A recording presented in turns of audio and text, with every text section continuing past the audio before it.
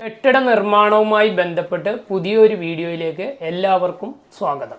ഇന്നത്തെ നമ്മുടെ വീഡിയോ ഉയരം കൂടിയ കെട്ടിടം നിർമ്മിക്കുന്നതിന് മുൻപായി എന്തെല്ലാം സമ്മതപത്രമാണ് നമ്മൾ വാങ്ങേണ്ടത് എന്നുള്ളതാണ്. ആദ്യമായി കെട്ടിടം നിർമ്മിക്കുന്ന പരിധിയിലുള്ള തദ്ദേശ സ്വയംഭരണ സ്ഥാപനത്തിൽ നിന്ന് ബിൽഡിംഗ് പെർമിറ്റ് ആണ് വാങ്ങേണ്ടത്.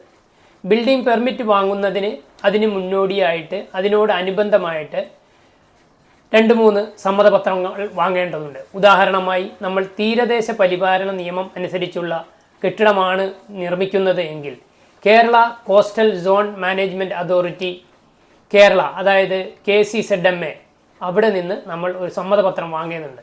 അതിനായി നമ്മൾ തദ്ദേശ സ്വയംഭരണ സ്ഥാപനത്തിൽ ബിൽഡിംഗ് പെർമിറ്റിന് അപേക്ഷ കൊടുക്കുമ്പോൾ ഈ KCZMAയുടെ NOC കിട്ടുന്നതിന് വേണ്ടിയുള്ള അപേക്ഷ കൂടി സമർപ്പിക്കുകയാണ്. അവർ അത് ജില്ലാ തലങ്ങളിലേക്കും സെൻട്രൽ സ്റ്റേറ്റ് തലങ്ങളിലേക്കും അപേക്ഷ ഫോർവേഡ് ചെയ്യുകയും ഇതുപോലെ Kerala state coastal zone management അതോറിറ്റിയുടെ സമ്മതപത്രം കിട്ടുകയും ചെയ്തതിന് ശേഷം മാത്രമേ ബിൽഡിംഗ് പെർമിറ്റ് നമുക്ക് കിട്ടുകയുള്ളൂ. കൂടാതെ നമ്മൾ ഫയർ ആൻഡ് റെസ്ക്യൂ ഡിപ്പാർട്ട്മെൻറ്റിൻ്റെ NOC വാങ്ങേണ്ടതുണ്ട്. ഉയരം കൂടിയ കെട്ടിടം നിർമ്മിക്കുമ്പോൾ ഫയർ NOC വാങ്ങേണ്ടതുണ്ട്. അപ്പോൾ ഫയർ NOC വാങ്ങുന്നതിനും ഈ പറഞ്ഞതുപോലെ തന്നെ തദ്ദേശ സ്വയംഭരണ സ്ഥാപനത്തിൽ നിന്നും അവർ ഫയർ ഡിപ്പാർട്ട്മെൻറ്റിലേക്ക് അപേക്ഷ ഫോർവേഡ് ചെയ്യുകയും ഫയർ ആൻഡ് റെസ്ക്യൂ ഡിപ്പാർട്ട്മെൻറ്റിൻ്റെ ഇതുപോലെ 5 വർഷത്തേക്കുള്ള സമ്മതപത്രം നമുക്ക് ജോലി, അതായത് കൺസ്ട്രക്ഷൻ ചെയ്യുന്നതിന് വേണ്ടിയിട്ടുള്ള സമ്മതപത്രം കിട്ടും. ഈ സമ്മതപത്രം വെച്ചിട്ടാണ് അവർ ബിൽഡിംഗ് പെർമിറ്റ് തരുന്നത്. ബിൽഡിംഗ് കംപ്ലീഷൻ ആകുമ്പോഴത്തേക്കും അതിൻ്റെ കംപ്ലീഷൻ NOCയും നമ്മൾ വാങ്ങേണ്ടതുണ്ട്.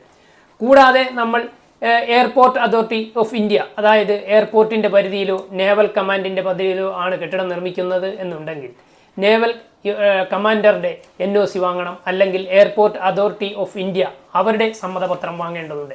അത് ഇതുപോലെ നേവൽ കമാൻഡിൻ്റെ ആണെന്നുണ്ടെങ്കിൽ നേവൽ കമാൻഡ് ഹെഡ് ക്വാർട്ടേഴ്സിൻ്റെ പരിധിയിലുള്ള അവരുടെ സമ്മതപത്രമാണ് നമുക്ക് കിട്ടുക.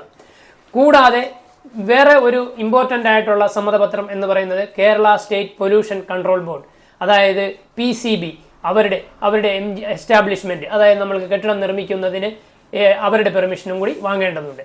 ഇതെല്ലാം കിട്ടിയതിന് ശേഷമായിരിക്കും നമുക്ക് 5 വർഷം വാലിഡിറ്റിയുള്ള കേരള ബിൽഡിംഗ് റൂൾ അനുസരിച്ചുള്ള ബിൽഡിംഗ് പെർമിറ്റ്, അതായത് തദ്ദേശ സ്വയംഭരണ സ്ഥാപനത്തിൽ നിന്ന് നമുക്ക് പെർമിറ്റ് കിട്ടുകയുള്ളൂ.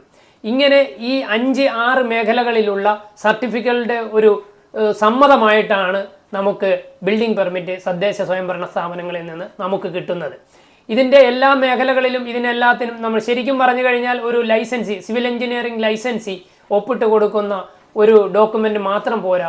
വിവിധ മേഖലകളിലുള്ള, അതായത് പൊല്യൂഷൻ കൺട്രോൾ ബോർഡ് എഞ്ചിനീയർമാരുടെയും ഫയറിൻ്റെ ആളുകളുടെയും അതുപോലെ തന്നെ തീരദേശ പരിപാലന നിയമങ്ങളുടെയും അതുപോലെ തന്നെ എയർപോർട്ട് അതോറിറ്റി ഓഫ് ഇന്ത്യയുടെയും അതുപോലെ തന്നെ റെയിൽവേയുടെയും ഇങ്ങനെ വിവിധ മേഖലകളിൽ നമ്മളുടെ കെട്ടിടം ഏത് മേഖലയിലാണോ, ഏത് ഏരിയയിലാണോ, ഏത് തദ്ദേശ സ്വയംഭരണ സ്ഥാപനത്തിൻ്റെ പരിധിയിലാണോ വരുന്നത് അവിടവുമായി ബന്ധപ്പെട്ടിട്ടുള്ള 5-6 ഡോക്യുമെൻറ്റുകൾ കിട്ടിയതിന് ശേഷം മാത്രമേ നമുക്ക് കെട്ടിട നിർമ്മാണം സാധ്യമാകുകയുള്ളൂ.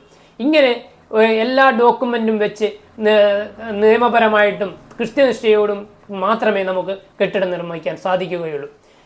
ഇതുപോലെയുള്ള ഉപകാരപ്രദമായ വീഡിയോകളുമായി വീണ്ടും നമുക്ക് കാണാം. നന്ദി, നമസ്കാരം.